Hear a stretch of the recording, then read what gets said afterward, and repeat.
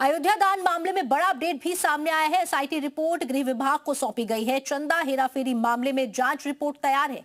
SIT ने 113 लोगों के बयान भी दर्ज किए हैं। 20 से ज्यादा लोग जांच के घेरे में हैं। दान व्यवस्था में कई खामियां भी पाई गई हैं। सीसीटीवी रिकॉर्डिंग में सामने आई है कई कमी। दान पात्र से काउंटिंग सेंटर तक वीडियोग्राफी नहीं है। वित्तीय रिकॉर्ड और दस्तावेजों की भी जांच हुई है। एसआईटी ने 10 हार्ड डिस्क का डेटा खंगाला है। मंदिर व्यवस्था में लापरवाही का भी जिक्र किया गया है। गुप्त चंदे से आभूषण चोरी का भी इसमें उल्लेख है। कई कर्मचारियों की भूमिका पर अब सवाल उठ रहे हैं। रिपोर्ट में सीधे आरोपी का नाम नहीं है। दान रसीदों में भी गड़बड़ी पाई गई है। ट्रस्ट को शिकायत के बाद कार्रवाई न करने का जिक्र भी इसमें किया गया है। जांच अभी भी जारी रखेगी एसआईटी। मंदिर सुरक्षा व्यवस्था पर कई सवाल उठ रहे हैं। बयानों में कई विरोधाभास भी पाए गए हैं। चोरी रोकने में सिस्टम की कमजोरी भी सामने आई है। तो अयोध्या दान प्रकरण में हलचल अब पूरी तरह से बढ़ गई है। एसआईटी रिपोर्ट में कई तरह की बातें सामने आई हैं, जिनमें आपको बता दें ट्रस्ट को शिकायत के बाद कार्रवाई नहीं की गई, ये भी उल्लेख किया गया है। जांच भी अभी एसआईटी जारी रखेगी। मंदिर सुरक्षा व्यवस्था पर सवाल उठ रहे हैं और कई तरह की कमियां यहां पर पाई गई हैं। राम मंदिर में चंदा चोरी पर एसआईटी ने अपने प्रारंभिक जांच रिपोर्ट सरकार को सौंप दी है। हफ्ते भर तक लगातार एसआईटी ने हर बिंदु को ध्यान में रखकर जांच की, यानी अब जल्द ही हो सकता है बड़ा खुलासा। राम मंदिर में चंदा चोरी की जांच कर रही एसआईटी ने अपनी प्रारंभिक रिपोर्ट सरकार को सौंप दी है। एसआईटी की तरफ से एसीएस गृह को सौंपी गई रिपोर्ट में कई अहम बातों का जिक्र है और सूत्रों के मुताबिक इस रिपोर्ट में कई बिंदुओं पर गंभीर सवाल भी दर्ज किए गए हैं। दान राशि की गणना व्यवस्था पर सवाल, निगरानी व्यवस्था की समीक्षा, गणना कर्मियों के चयन प्रक्रिया की जांच, संबंधित लोगों के आपसी संबंधों की पड़ताल, कुछ कर्मचारियों पर कार्रवाई की सिफारिश।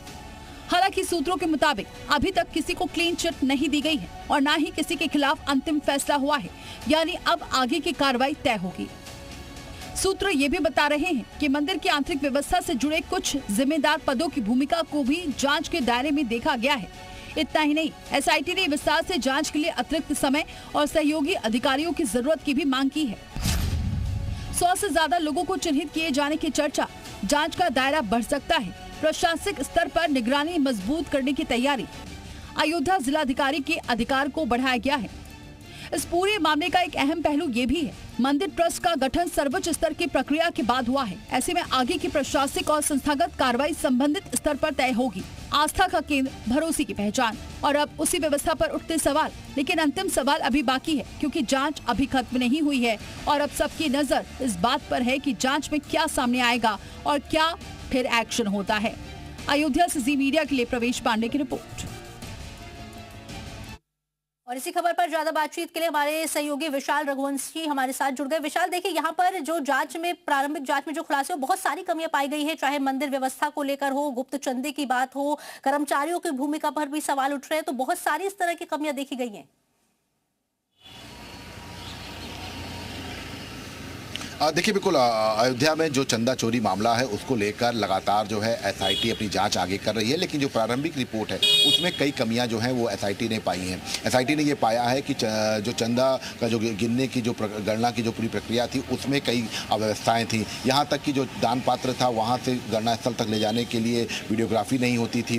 व्यवस्थाओं में काफ़ी खामियाँ थीं। इसके साथ साथ जिनके लोग की ड्यूटी कहीं और सेक्टर में होती थी मंदिर में, वो जो है वहाँ पर नज़र आते थे। इसके साथ साथ तमाम लोग के बयानों में विरोधाभास है।